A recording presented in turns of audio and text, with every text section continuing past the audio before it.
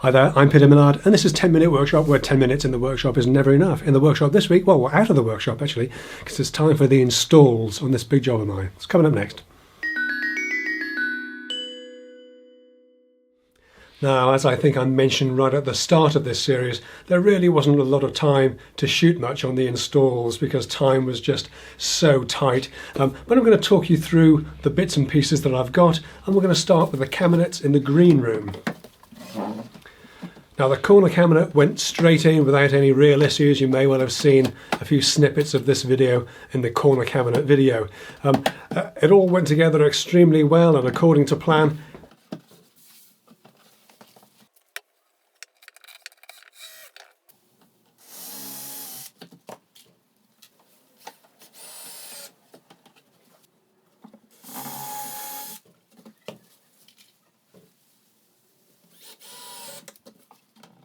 Which is a lot more than could be said for the supposedly simple straight cabinet in the same room. This one was a real headache. After painting, I had to fit the doors, and I'd made little jigs for the hinges and gas struts that were being used. And these made the whole process pretty painless and very straightforward, which meant that I could get out of that room pretty quickly.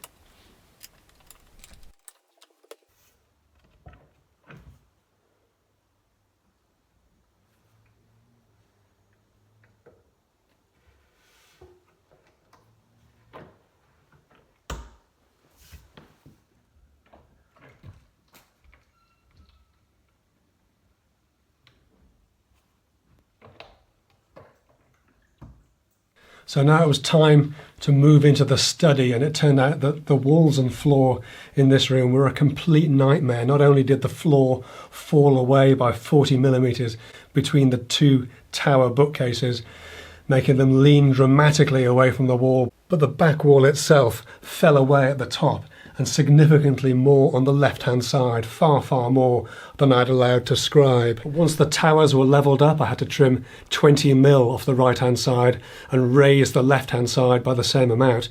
The only option was to cut and glue tapers, long wedges effectively, to the backs of the bookcase towers and the connecting bridge section.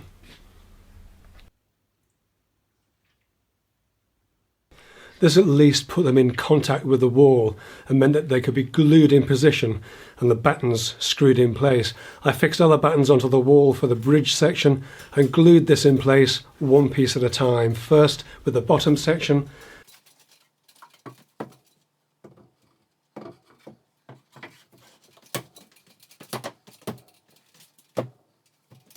and clamping a straight edge in place while the glue sets.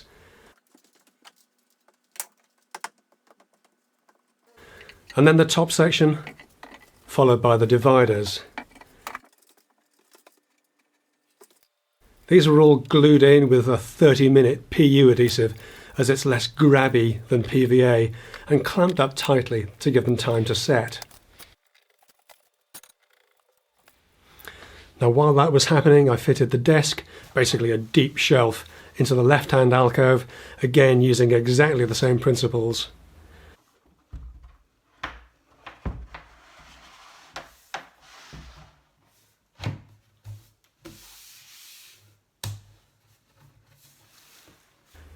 And then turned my attention to the cabinet in the right-hand alcove, which again went together very nicely.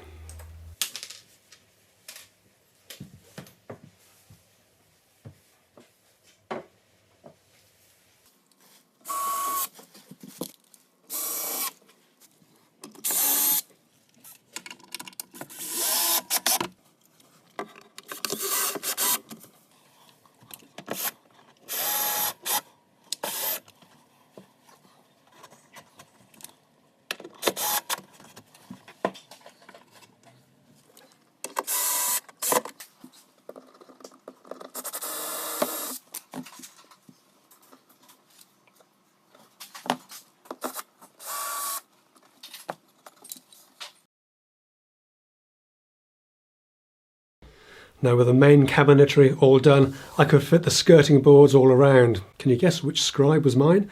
Then get on with the painting. Although the bookshelves had been pre-painted, they needed doing again because of the taper infills, just as well as fast to do.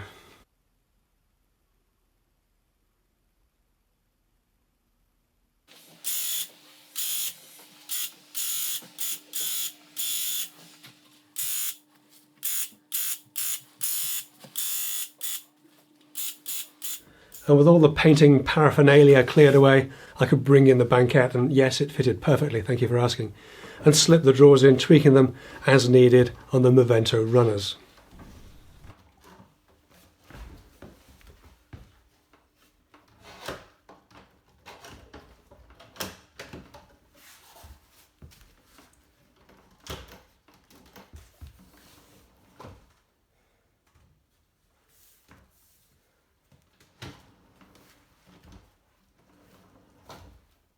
And you might think that that would be that. Unfortunately, there was a bit of a gotcha with the banquette. Our interior designer paid a visit, and the first thing they said was, cabinetry looks fabulous, the banquette's too small, can you make it deeper?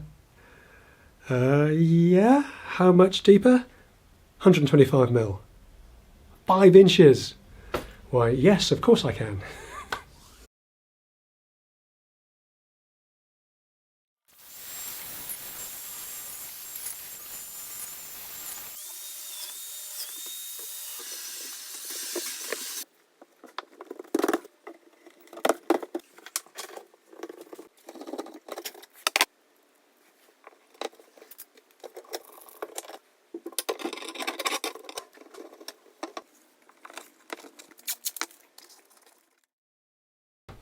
Like it was always meant to be that size. I was just happy that nobody asked me to make the drawers any deeper. That would have been a step too far.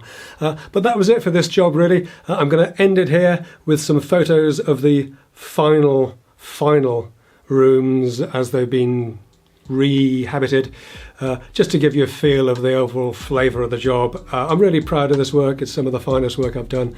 It's been an extremely difficult job in a lot of ways, but we got there in the end, and all that's left is the furniture, and the furniture's pretty crisp. I'll see you next time. Take care.